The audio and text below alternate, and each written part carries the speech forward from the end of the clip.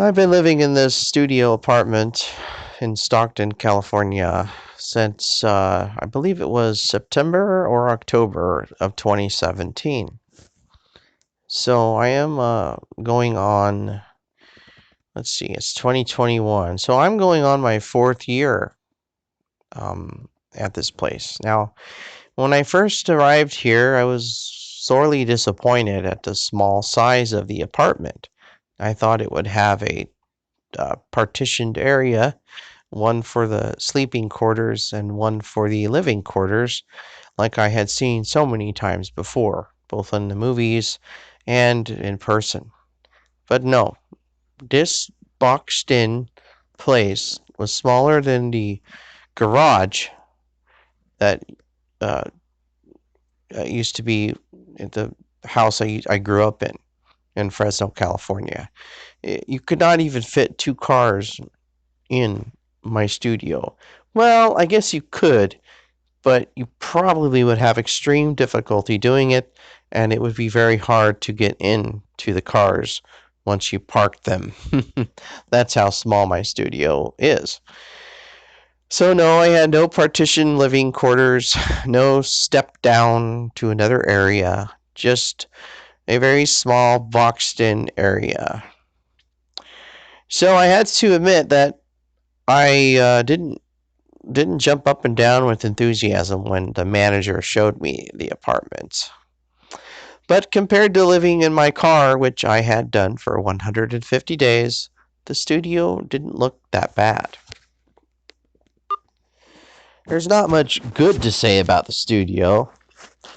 The refrigerator is smaller than normal, and so is the stove and oven. The sink, well, it only has one compartment. It's not a double sink, and there is no dishwasher. The hall, if you want to call it a hall, is about 1 meter long.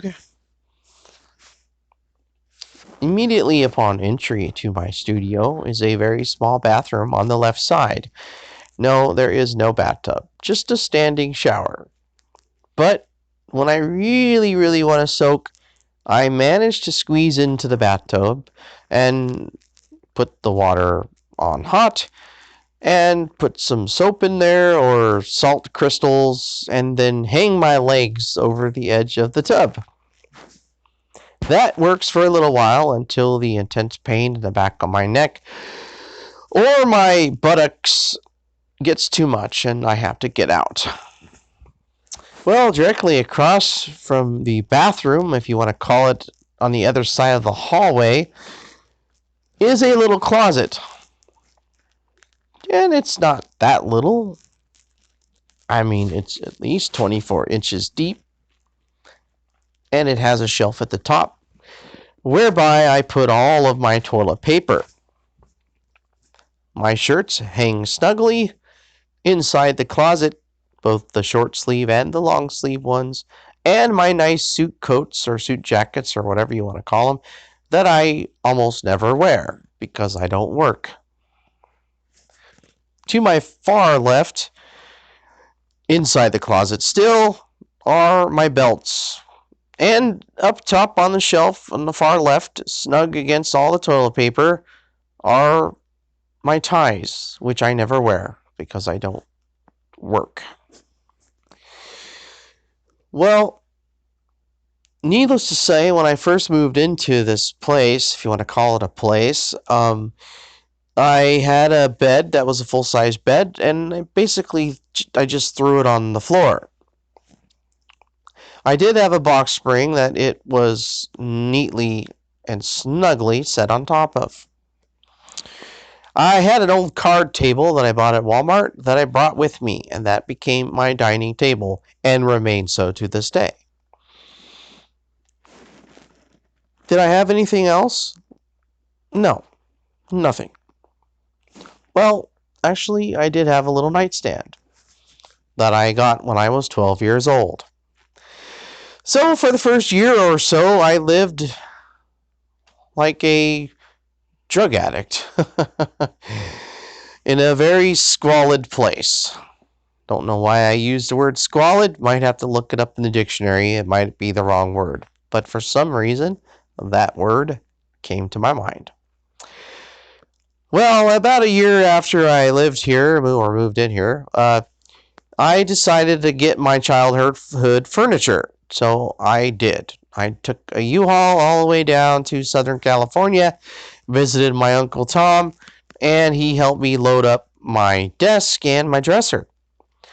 I hauled it all the way across state up here to Stockton, and it was placed nicely in my room and remains here to this day. Well, since then, I've been able to get a little bit more furniture, including a couple chairs I bought at the thrift store, which actually are very soft. When I sit on them, my butt sort of drops down like one might feel when using a hammock.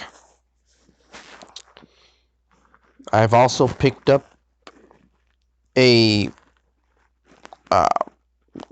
oak-looking piece of furniture that is in my dining room, if you want to call it that. And I put a lot of food inside the oak piece of furniture. And on top of it, I put my air purifier, which has come in nicely and very, very timely because an enormous amount of dust seems to enter my small studio. And I also got a lazy boy chair that I stuffed in the corner next to my big window. Now, it's not all bad. The window is quite frankly big, and I have a wonderful view from the third floor of the parking lot and the dumpsters. But there's a big tree outside my window that I watch squirrels run up and blue jays nest in. And isn't that nice? I can also hear in the morning hours the hooting of owls who live in the nearby park and the chirping of birds. This combination of hooting and chirping is quite delightful at 6 a.m. or 7 a.m. It's sort of my alarm clock, if you will, nature's alarm clock. And I do wish everyone had a hooting owl to wake them up in the morning. When the owls are not hooting and the birds are not chirping, there's a chicken that keeps roosting, and that is a good alarm clock too. Now, there are some howling dogs that aren't far away, and yes, they love to howl like packs of wolves, but they don't do it very often, and they're not a nuisance at all. In fact, sometimes I join them, and I howl along. I'm not sure what else that I need to add here, but I will mention, if I haven't already, that I live in a 300 square foot studio apartment. My queen-size bed is rather large and bulky, but very comfortable. On the walls in this studio apartment are my artwork. Paintings of leaves falling on a sunset evening. Hills and tropical leaves. My paintings of Donald Trump and George Floyd. And my oldest painting, the painting of a suffering man. I don't own crystal chandeliers or Chinese rugs, but I do own my own artwork and the artwork of my friends. And I'm proud of all the art that is in my home. I haven't had any problem with the toilet or the bathtub since I moved here, and my air conditioner was quickly replaced when I informed the office that it didn't work. Overall, I am treated well here by both my fellow neighbors and the management. This place is closely guarded. There is a camera outside my door.